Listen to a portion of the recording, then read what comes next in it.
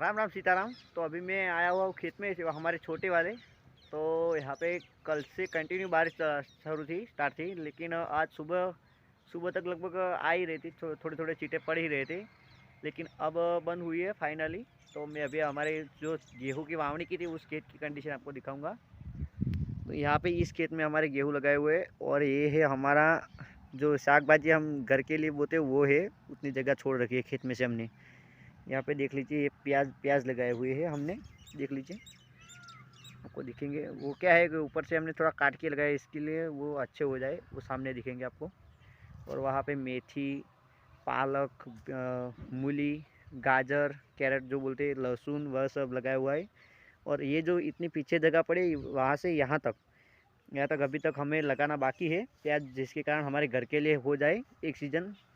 और हम लगभग ऑर्गेनिक खाना ही खाते। और वहाँ सामने कलिंगर जो बोलते हैं, उसकी जो सब्ज़ी बनती है, उसके जो व्हील दिख रही है। और ये हमारी गायों का चारा है, गायों और भैंसों का। और ये पपीते का पेड़ है। और ये देख लीजिए, हमारा चीकू का पेड़ है।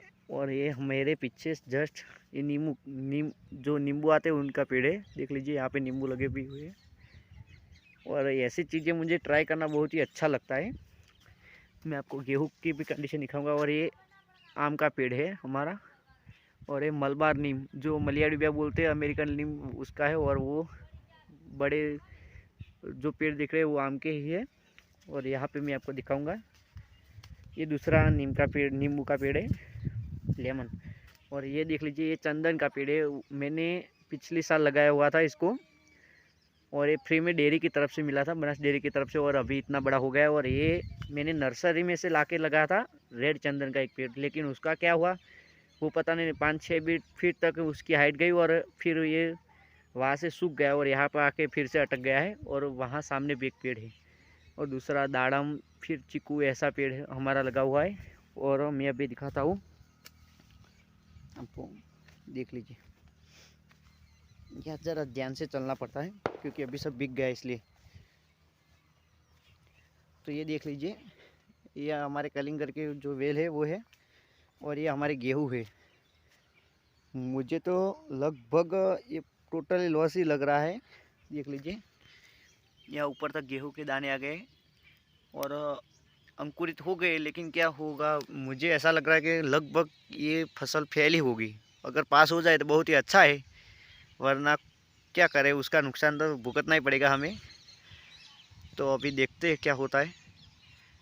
लगभग तो जो अनुभवी लोग हैं वो तो नहीं कह रहे कि ये फेल होगी, पास ही हो जाएगी। लेकिन अब क्या होता है वो देखते हैं।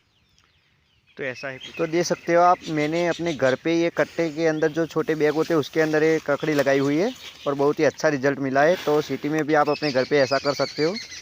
और ये कट्टे यूरिया और डीएपी खाद के हैं, देख लीजिए। और अब ऑर्गेनिक रूप से ककड़ी लगाई हुई है, और ये बहुत ही अच्छी तरीके से ग्रो कर गई है। ये देख लीजिए, मैं आपको दिखा रहा हूँ, वो छोटी छोटी बैठी है, और हम हर रोज़ खा भी रहे हैं। और बहुत ही अच्छा मुझे रिजल्ट मिला है इसमें। सिर्फ इसमें मिट्टी और खाद एक करके डाल देना होता है, और पानी देना होता है। तो इस वाले खेतों में क्या हुआ है कि ये जो एरंडी की फसल है, कल बारिश आई और उसके बाद बहुत ज़ोर से हवा चल रही है, इसलिए हमारी एरंडी कई सारी गिर गई है यहाँ पे। और अंदर अंदर की साइड भी बहुत सारी गिरी है, देख लीजिए आप। और पूरे ये गिर गए थे, हमने थोड़ा सीधा भी किया है। और यहाँ पे देख लीजिए, ये कई सारे गिर गए पौधे, कई सारे लट भी गए हो, वैसे टेढ़े हो गए, और कई सारे ऐसे नीचे भी गिरे। और फाइनली आज 24 घंटे के बाद बाहर धूप निकली है, वो भी पूरी तरीके से नहीं निकली। यहाँ पे देख लीजिए। तो अभी किसानों को बहुत ही ज़्यादा इसने नुकसान किया है। और कई सारे किसानों को तो क्या है, ये हमारा चारा है गायों भैंसों के लिए। कई सारे किसानों को तो क्या हुआ है कि जो ज्वार की चार होती है, जो कड़प बोलते हैं हमारे यहाँ, वो भी बिक गई है, और उसके दाने भी बिक गए। तो कई सारा नुकसान हुआ है। ये नुकसान ही का बारिश हो गया है। और यहाँ पे देख लीजिए, बीच में भी कई सारे पौधे गिर गए। और उसमें हमें प्रॉफिट भी एक हुआ है कि हमारे ये दोनों खेतों को पानी देना था, वो भी हमको देना नहीं पड़ा, और इसमें भी देना था, लेकिन वो गिर गया, वो उससे भी ज़्यादा लॉस हो गया है। और इसमें पानी नहीं देना पड़ा, वो एक प्रकार से प्रॉफिट बोल सकते हैं हम। देख लीजिए आप, ये सरसों के खेत में अब सिर्फ यूरिया ही डालना पड़ेगा, दूसरा काम सब कुछ हो गया है। तो हमारे ये 2 खेतों में जो जो गेहूँ लगाने थे की वावनी करनी थी वो भी पूरी तरह से फिर से गीले हो गए, तो इसमें कल्टीवेटर फिर से नहीं चल सकता। तो अब फिर से वो हमें थोड़ा देर देर होगी गेहूँ लगाने में, वावनी करने में। और वहाँ पे सामने लाइन बैठी हुई है, जूम करके मैं आपको दिखाता हूँ। वहाँ पे जो पाइपलाइन गई है वो उसका गड्ढा बैठा हुआ है, मिट्टी बैठी है। और यहाँ पे ये देख लीजिए, ये सुअरों ने क्या हालत फिर से आज रात को कर दी है, जो बूंद बोलते हैं हमारे यहाँ, फिर से। और इसमें गेहूँ लगाने तो ये गेहूँ को भी नुकसान कर सकते हैं। देख लीजिए कुछ इस तरीके से अभी बारिश चल रही है। कई लोगों को फ़ायदा हुआ है तो कई लोगों को नुकसान भी हुआ है, ऐसा चल रहा है। और यहाँ पे भी लाइन पूरी बैठ गई है, देख लीजिए सामने से।